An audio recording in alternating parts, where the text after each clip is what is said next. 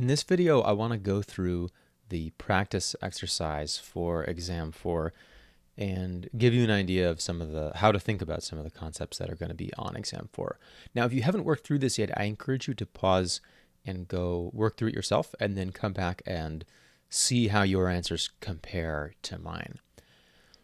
So like the actual exam 4, this practice session involves taking a detailed look at one specific exercise. In this case, it's a calf raise, so where we're going from our ankle being flat to plantar flexed.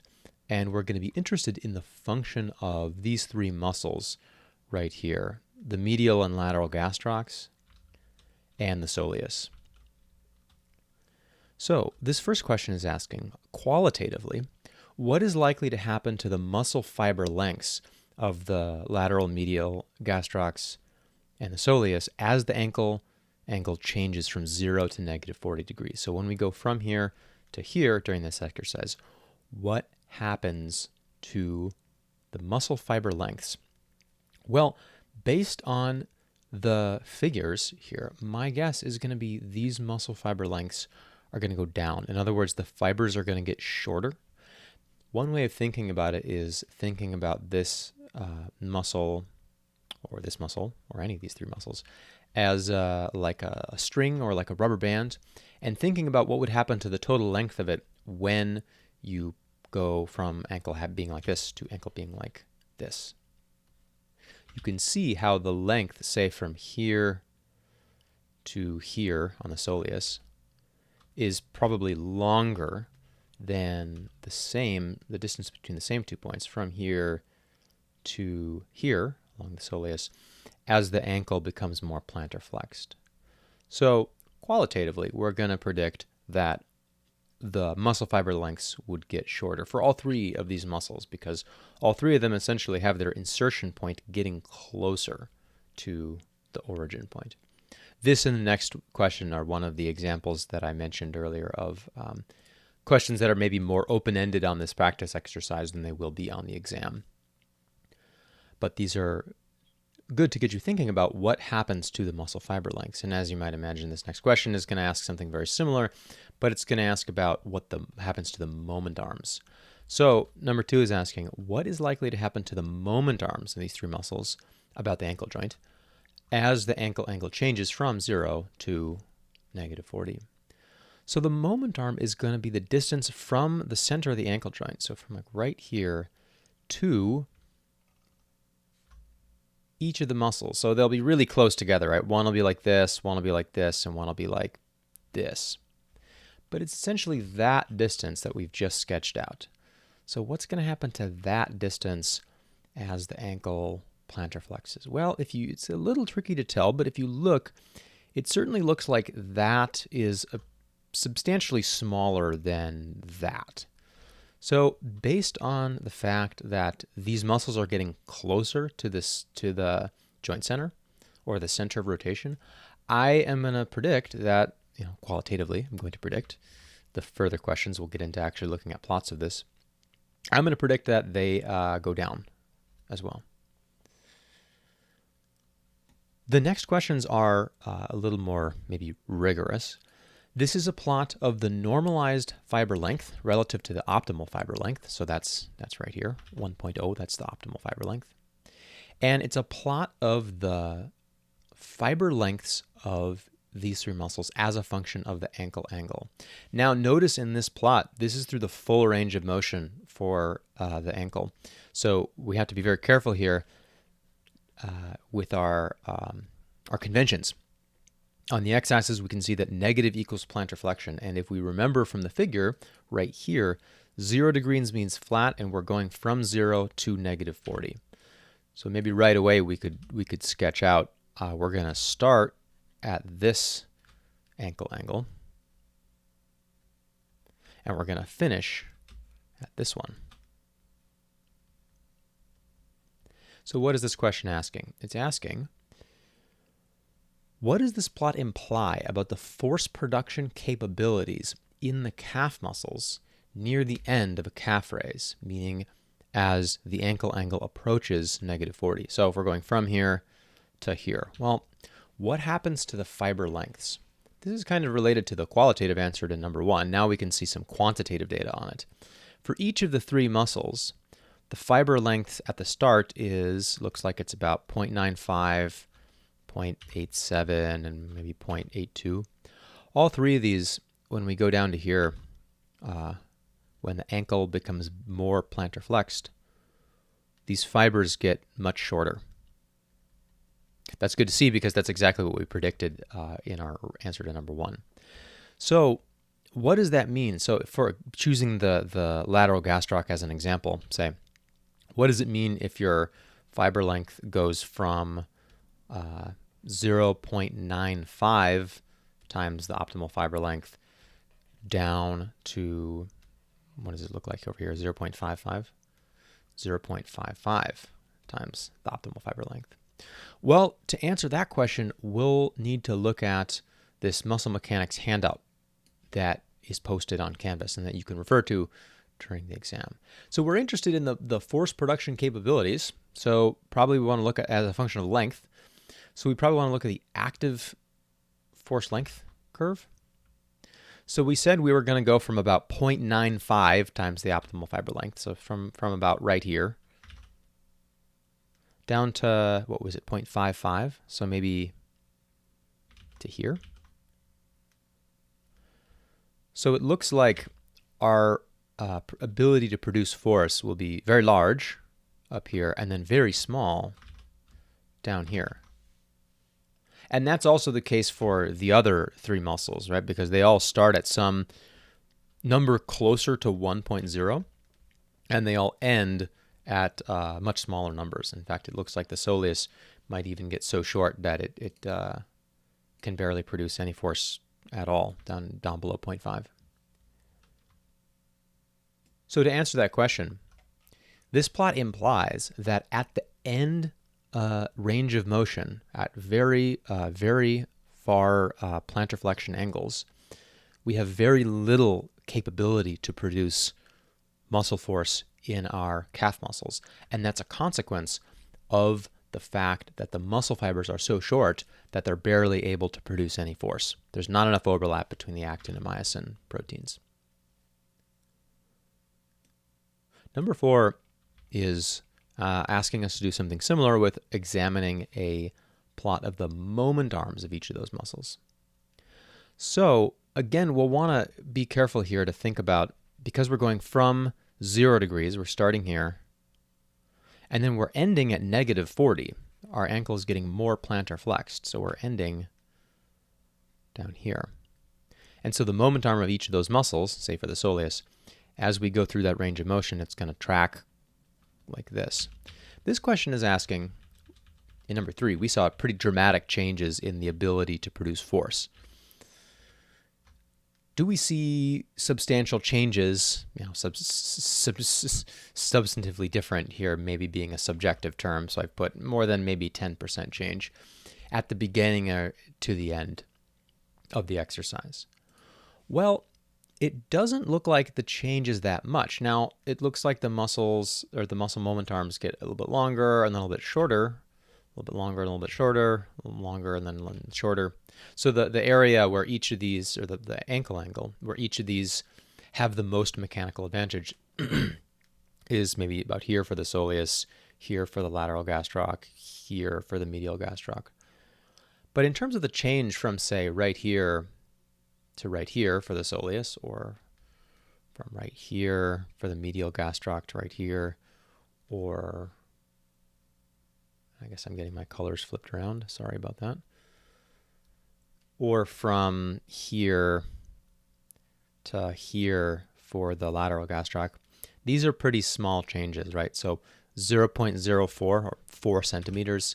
We're really only changing from maybe 4 to 4.3 centimeters. So that's less than 10%. So I would say, no, the moment arms are not really likely to change in a substantive way. Now, if we were looking at if you went into dorsiflexion, so if you went up here, now, say for the soleus, this moment arm right here, if your ankle is dorsiflexed up to 30 degrees,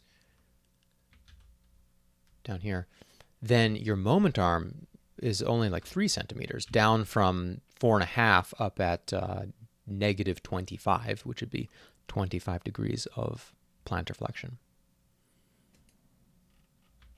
Question 5 is asking about the maximum isometric force production capabilities of each of these muscles.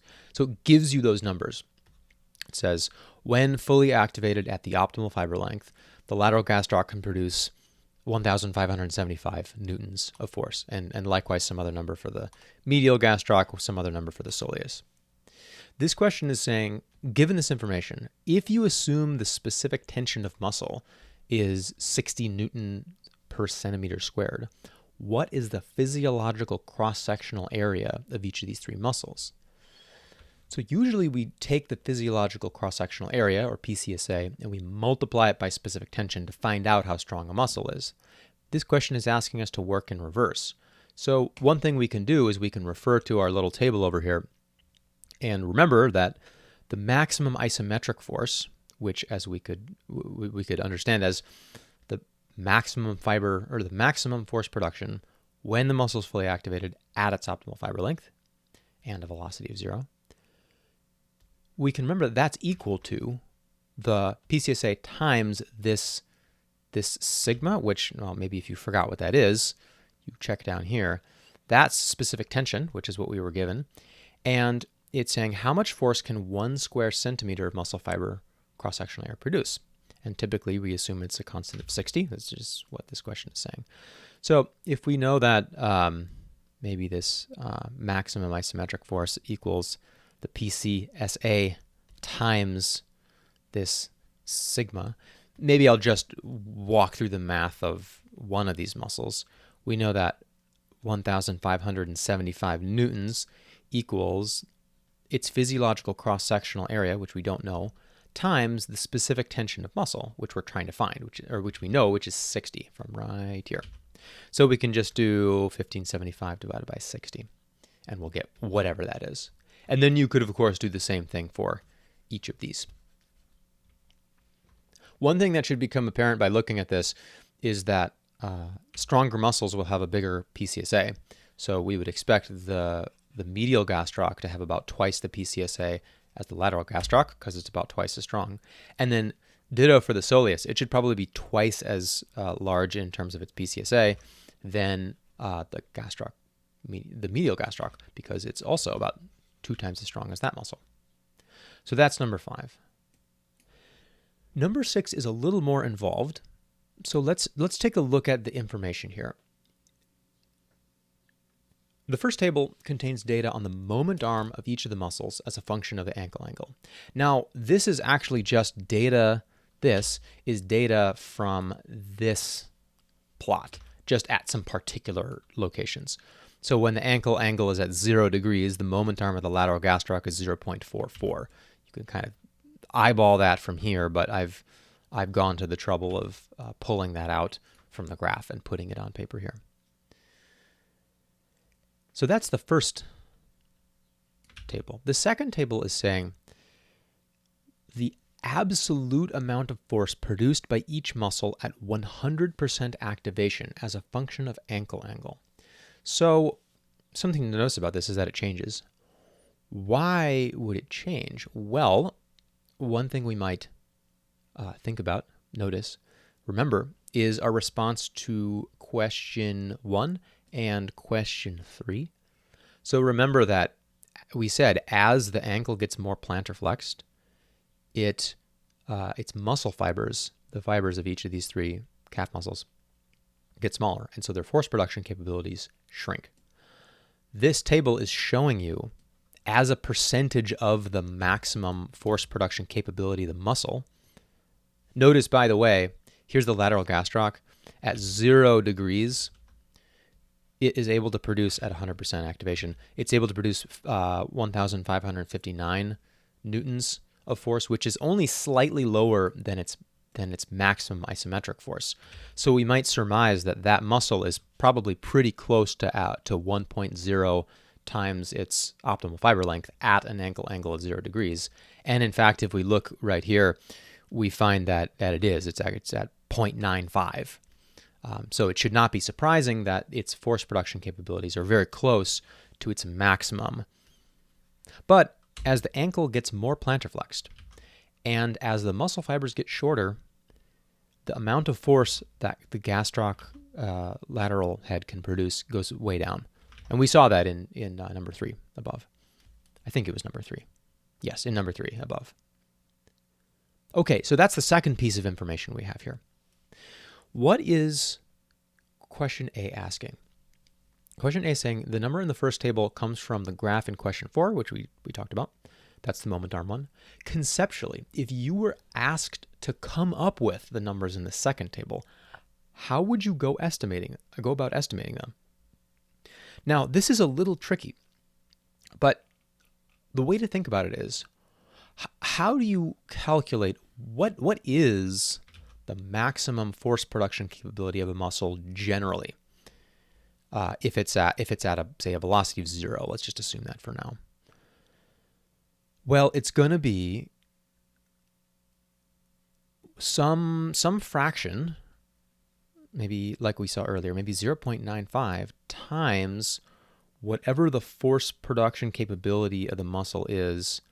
It's going to be the activation, which is 100, times whatever the muscle's maximum isometric force is, times whatever fraction of its maximum it's at as a function of its length. I'm just using this as a shorthand here.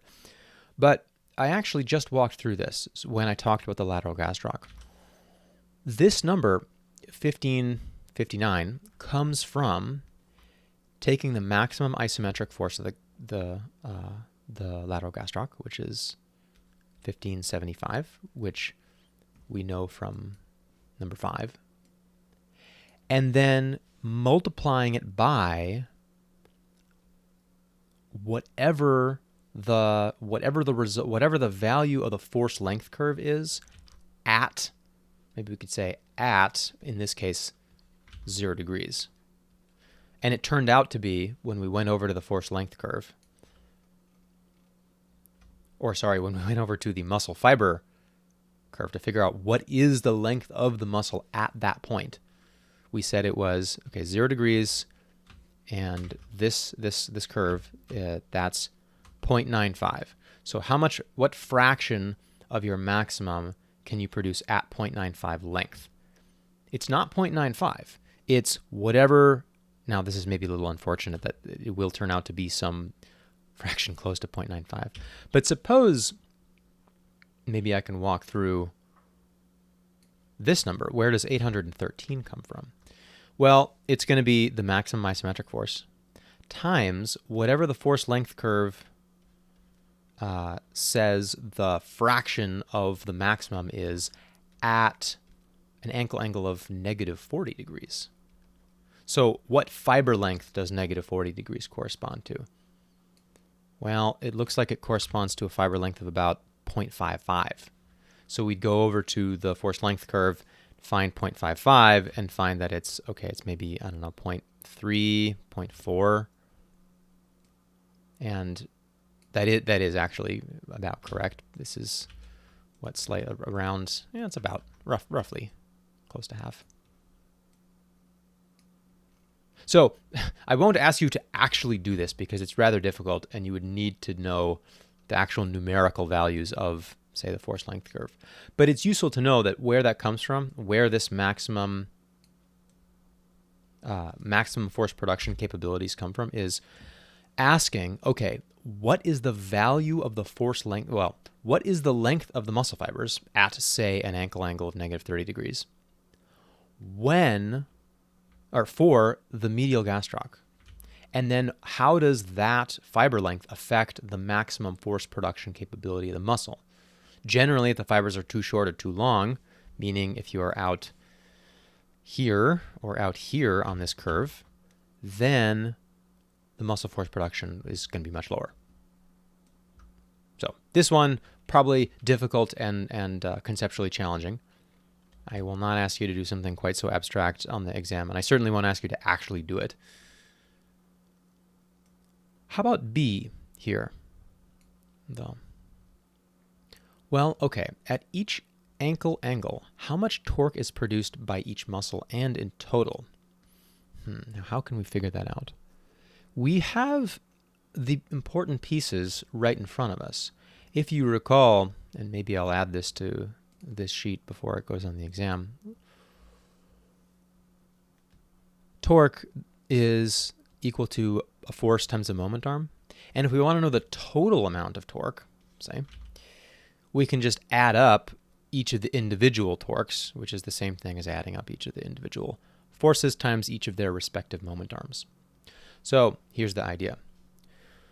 Each of these cells is going to be, so the gastroc lateralis can produce how much torque at an ankle angle of 0 degrees? Well, it's going to be some force. It's going to be this amount of force. It's going to be 1559 times some moment arm, this one, which is the moment arm of this muscle at this angle. So maximum force times the moment arm at the same angle. Maybe I'll give myself a little bit more room there, times 0.044.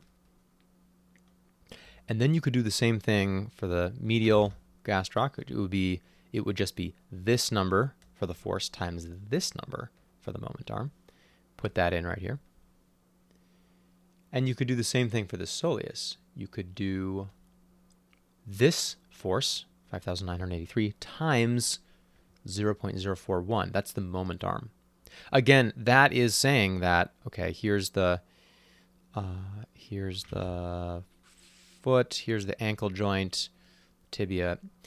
This math is saying, okay, the soleus muscle at this ankle angle is going off like this. It's producing how much force? Just shy of 6,000 newtons of force.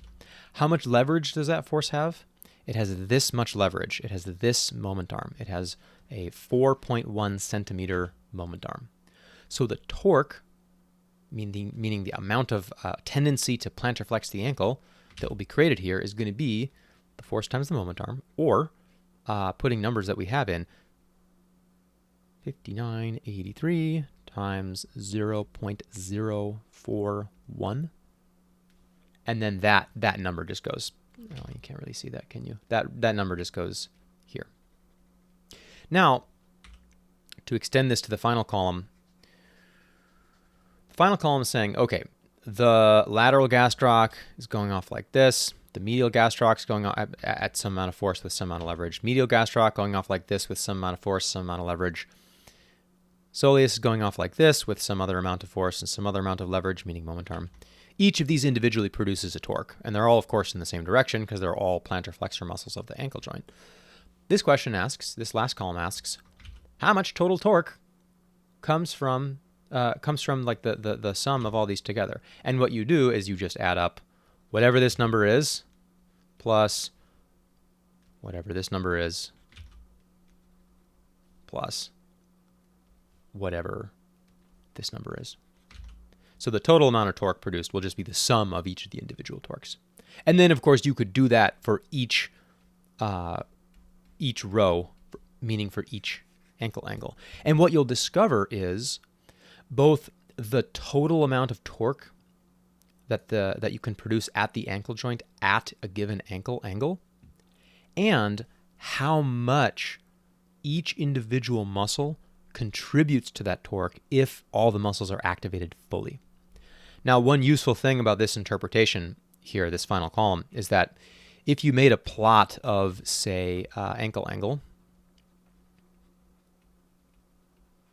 and I guess I would go from 0 to negative 40, and maybe based on our intuitions I've built up here, I'm going to guess that and maybe on the y-axis you would put total torque. I'm going to guess that it would look like this, maybe something like this. And I'm only saying this because I know we said earlier the moment arms don't change that much, but the force production capabilities go down a lot. So presumably the total torque will be much lower down here. This plot is actually exactly what you would see on a dynamometer if you've used a dynamometer for any of the other exercise physiology or motor control labs, which is the machine where it's essentially like a calf raise machine or a knee extension machine, and you just measure how much torque you can produce at a joint as a function of ankle angles. This would be the maximum isometric torque at various ankle angles. And this exercise just shows how you can calculate what a predicted value for that would be given the strength of a muscle and given its fiber length and given its moment arm. One other thing you can do, part C is asking about this.